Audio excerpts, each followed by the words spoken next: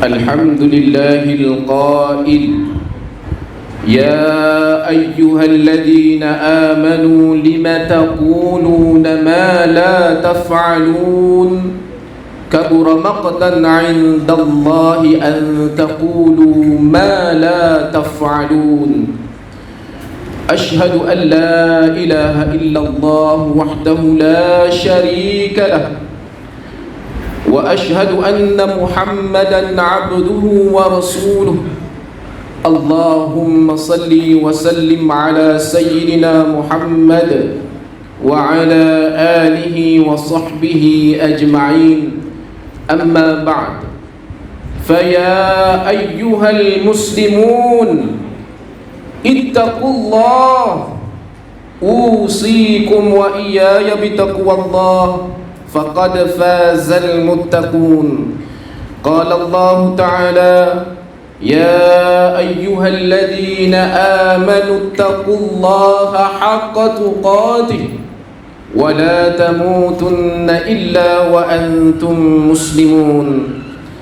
Muslimin yang dirahmati Allah Subhanahu wa taala sekalian, marilah kita meningkatkan ketakwaan kehadrat Allah Subhanahu wa taala dengan menunaikan segala perintahnya serta meninggalkan segala larangannya.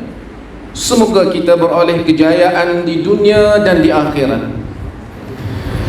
Khatib ingin mengajak para jemaah sekalian untuk sama-sama menghayati khutbah pada hari ini yang bertajuk Rasulullah sallallahu alaihi wasallam antara lisan dan tindakan. Hadirin dirahmati Allah Subhanahu wa taala sekalian, Rasulullah sallallahu alaihi wasallam mendidik umatnya dengan sikap dan akhlak yang mulia. Apa yang baginda katakan melalui lisannya adalah apa yang baginda laksanakan. Seluruh kandungan Al-Quran ada pada diri baginda sebagai amal perbuatan. Tidak ada yang baginda mengatakannya, melainkan baginda lah orang yang melakukannya. Begitu juga tidak ada yang baginda larang, melainkan baginda lah orang yang meninggalkannya. Ketika ditanya bagaimanakah akhlak baginda, Sayyidatina Aisyah radhiyallahu anha menjawab yang bermaksud adalah akhlak baginda sallallahu alaihi wasallam, Al-Quran. Hadis riwayat Muslim. Seorang yang beriman hendaklah melakukan dahulu apa yang hendak diajarkan sebelum diajarkan kepada orang lain. Firman Allah Subhanahu wa taala dalam surah As-Saff ayat 2 hingga 3 yang menjadi mukaddimah khutbah ini bermaksud, wahai orang-orang yang beriman, mengapa kamu memperkatakan apa yang kamu tidak melakukannya? Amat besar kemurkaan di sisi Allah kamu memperkatakan sesuatu yang kamu tidak melakukannya. Melalui mafhum ayat ini, Allah Subhanahu wa ta'ala mengingatkan kaum muslimin agar berhati-hati terhadap kekurangan yang ada pada mereka, iaitu seorang muslim itu boleh menjadi seorang yang mengatakan suatu perkataan tetapi tidak pula mengerjakannya. Antaranya mereka berkata, kami ingin mengerjakan kebajikan-kebajikan yang diperintahkan Allah, tetapi ketika datang perintah itu, mereka tidak mengerjakannya. Terdapat dua faktor kelemahan manusia yang dapat difahami daripada ayat ini, iaitu yang pertama, manusia yang melakukan sesuatu yang bertembung antara perkataan dan perbuatan. Kelemahan ini kelihatannya mudah diperbaiki, tetapi sukar dilaksanakan.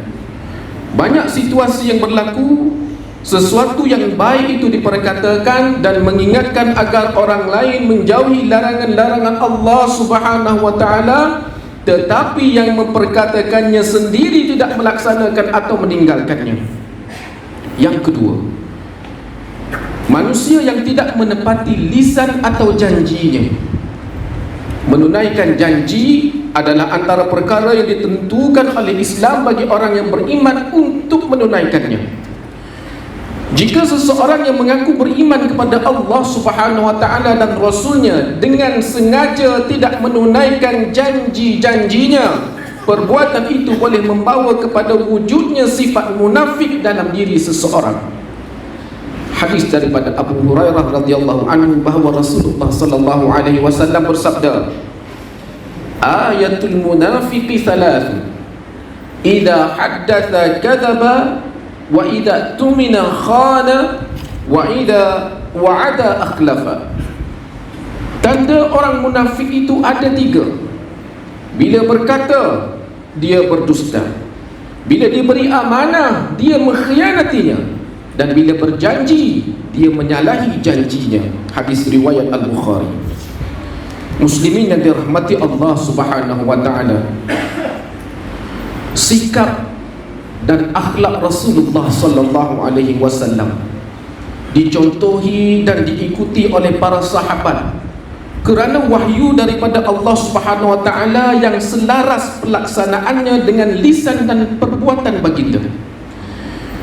Keadaan ini telah melahirkan kepercayaan dan keyakinan yang tinggi para sahabat terhadap apa yang dibawa oleh baginda sallallahu alaihi wasallam.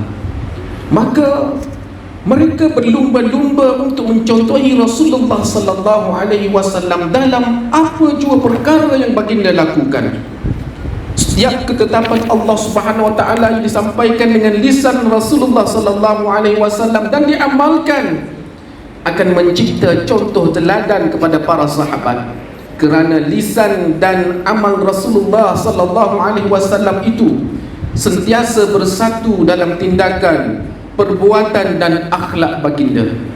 Dicontohi dan dirujuk dari watak baginda sebagai seorang manusia biasa, sebagai ketua keluarga, sebagai ketua bala tentera, sehingga kepada watak baginda sebagai seorang ketua negara.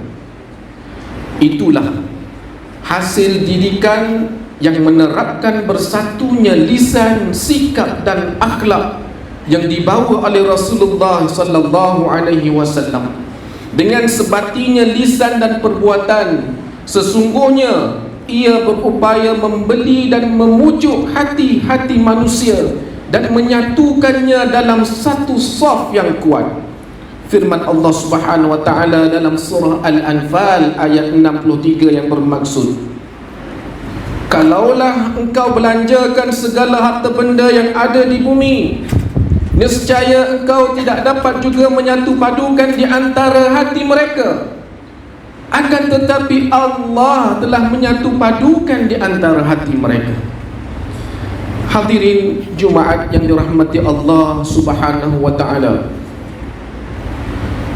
Rasulullah sallallahu alaihi wasallam telah menyatukan umat Islam untuk mencapai sebuah kejayaan di dunia dan di akhirat dengan rahmat acuan baginda.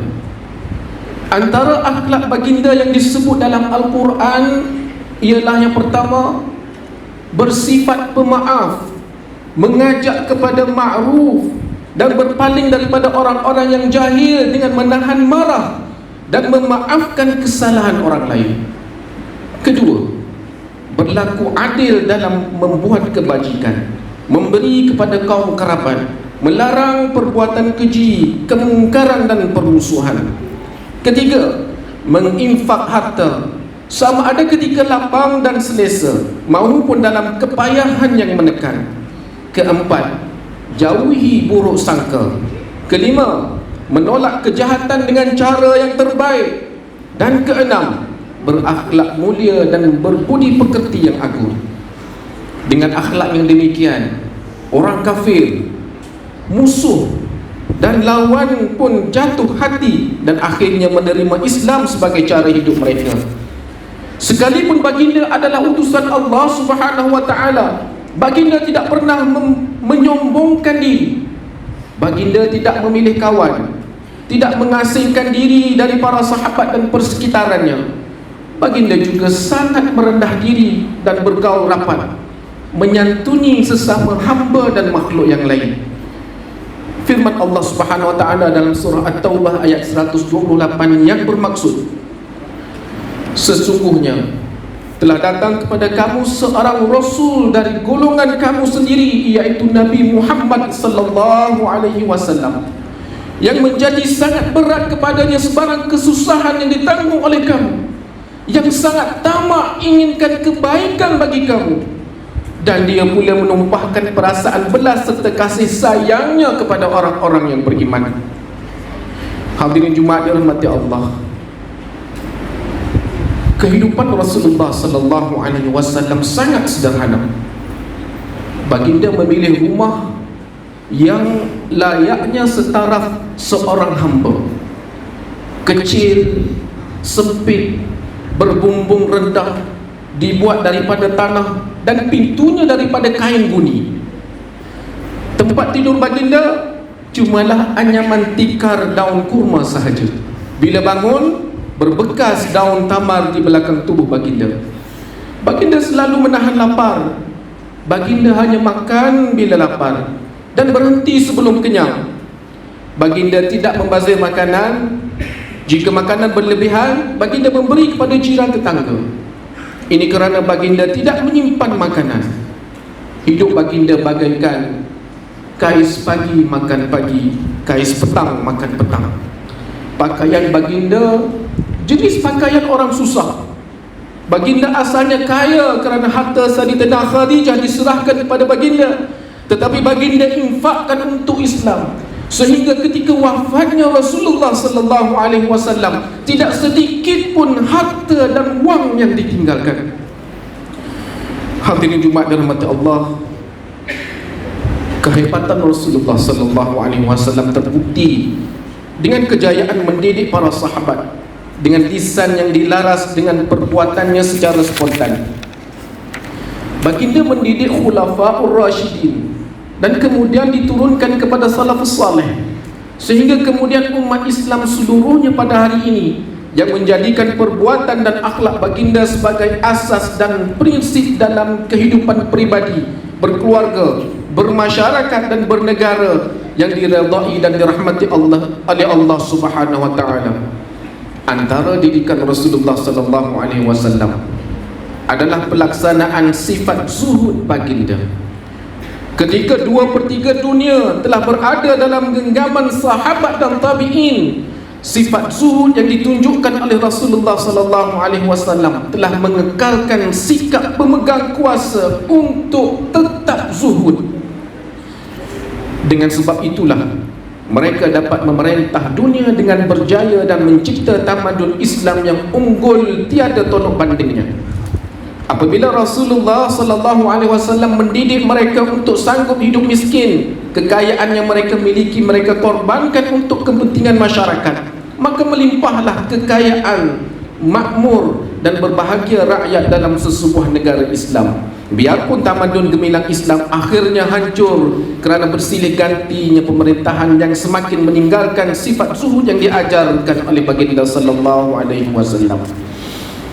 Marilah kita semua sempena sambutan Maulidur Rasul 1445 Hijrah ini bertekad dan berusaha untuk mencontohi sifat dan sikap pribadi Rasulullah sallallahu alaihi wasallam. Pada diri baginda lah sisi yang paling tepat dan benar sebuah kehidupan berlandaskan syariat yang perlu diteladani dan dilaksanakan oleh pelbagai lapisan umat Islam di semua keadaan, masa dan tempat. Marilah kita seimbangkan antara kehidupan dunia yang sementara ini dan tuntutan akhirat dengan cara yang diamalkan oleh Rasulullah sallallahu alaihi wasallam. Hadirin Jumaat dirahmati Allah. Pengajaran daripada khutbah ini ialah yang pertama, umat Islam hendaklah menghindari segala sikap, perbuatan dan kata-kata yang boleh mengundang kemurkaan Allah Subhanahu wa taala. Yang kedua, umat Islam yang meninggalkan ajaran Rasulullah sallallahu alaihi wasallam akan ditimpa fitnah di dunia dan diazab di akhirat. Yang ketiga, umat Islam hendaklah sentiasa mencontohi kepribadian Rasulullah sallallahu alaihi wasallam untuk menampilkan kehidupan sebuah masyarakat dan negara yang dituntut oleh Islam. A'udzubillahi minasyaitonir rajim. Laqad kana lakum fi Rasulillahi uswatun hasanatun liman kana yarjullaha wal yawmal akhir wa dzakarallaha katsira. Shadaqallahul azim. Demi sesungguhnya adalah bagi kamu pada diri Rasulullah itu contoh ikutan yang baik, iaitu bagi orang yang sentiasa mengharapkan keredaan Allah dan balasan yang baik di hari akhirat, serta dia pula menyebut dan mengingati Allah banyak-banyak dalam masa susah dan senang. Surah Al-Ahzab ayat 21. Barakallahu li wa lakum fil Qur'anil azim wa nafa'ani wa iyyakum bima fihi minal ayati wad dzikril hakim wa taqabbala minni wa minkum tilawatahu innahu huwas samiul alim. Aqulu qawli hadha wa astaghfirullahal azim li wa lakum wa lisairil muslimina wal muslimat fastaghfiruhu innahu huwal ghafurur rahim. اللهم صل على سيدنا محمد وعلى آل سيدنا محمد وسلم ورضي الله تبارك وتعالى عن كل صحابة رسول الله أجمعين.